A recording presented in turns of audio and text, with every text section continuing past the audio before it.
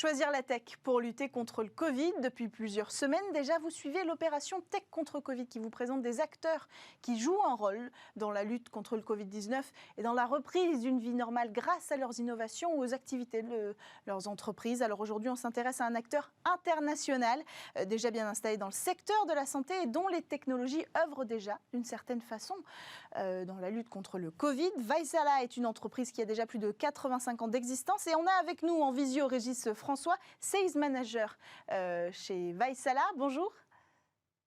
Bonjour. Bienvenue sur le plateau de Smartech. Alors, ce qui nous intéresse ici dans votre entreprise, c'est votre système de surveillance continue qui s'appelle ViewLink et qui permet la surveillance et la signalisation en temps réel de la température et de l'humidité. Alors, comment ça se présente et comment c'est utilisé par les entreprises qui travaillent avec vous ? Oui, alors vous connaissez tous en fait les systèmes d'alarme pour le grand public. En fait, pour nos clients industriels et équivalents, nous allons fournir des systèmes proches de celui-ci pour l'alarme et la surveillance. Mais la différence, comme vous l'avez mentionné, c'est qu'on va mesurer de façon fiable et sécurisée des paramètres tels que la température, l'humidité ou le CO2.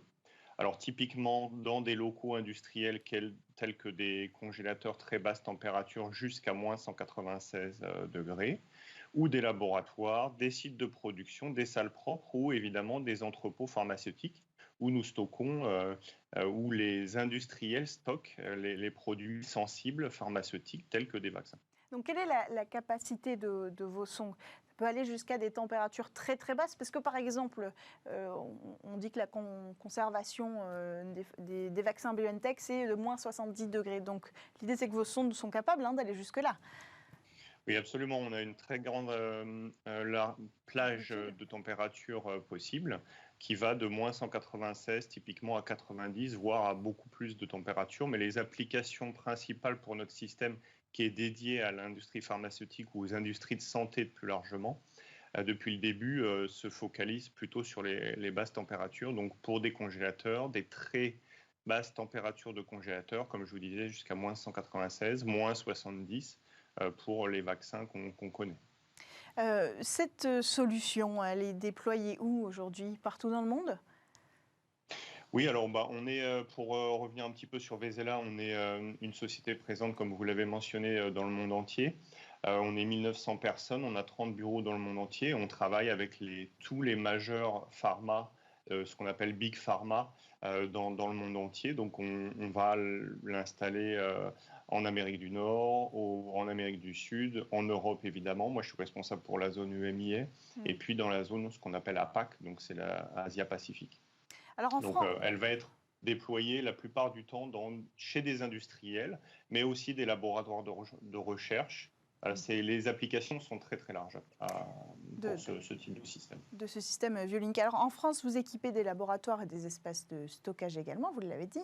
Est-ce qu'à un moment donné, depuis le début de la crise, s'est posé la question de privilégier une technologie davantage française, où vous étiez déjà si bien installé avant le début de la crise que la question ne s'est pas posée, parce que j'imagine que vous avez eu de nouveaux clients.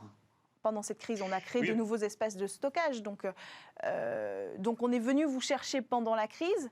Est-ce que c'est posé la question d'aller chercher plutôt producteurs français ? Alors, l'industrie pharmaceutique est une industrie très réglementée, donc ils sont en recherche toujours de qualité, de la manière dont je vais vous répondre. En fait, Vaisala se positionne depuis l'origine sur des applications et sur des savoir-faire, puisqu'on nous concevons, nous fabriquons nos systèmes sur des produits de qualité qui sont très fiables dans le temps et surtout réglementés pour l'industrie pharmaceutique. Donc, en effet, comme vous l'avez dit, il y avait des clients qui étaient déjà équipés de nos systèmes et qui ont étendu plus ou moins leur système en fonction des nouveaux besoins que vous mentionnez, où il est possible en effet qu'on ait équipé de par le monde, je ne parle pas qu'en France, de par le monde, de nouveaux sites pour équiper l'expansion nécessaire liée à l'accroissement de l'activité sur le vaccin type Covid. Donc le secteur de la santé, pour conclure, on pourrait dire qu'il reste quand même assez frileux, non pas spécialement aux entreprises françaises, mais aux entreprises jeunes dans le secteur de la santé. C'est-à-dire que malgré la crise sanitaire, malgré la difficulté des entreprises françaises, on avait besoin quand même de s'assurer une certaine crédibilité.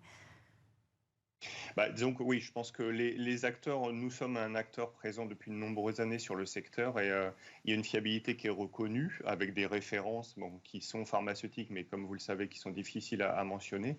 Mais toutes les big pharma souhaitent avoir surtout dans un environnement extrêmement réglementé, une fiabilité dans le temps et une sécurisation de leurs données. Et c'est ça qu'on peut leur proposer chez Vézéla, clairement.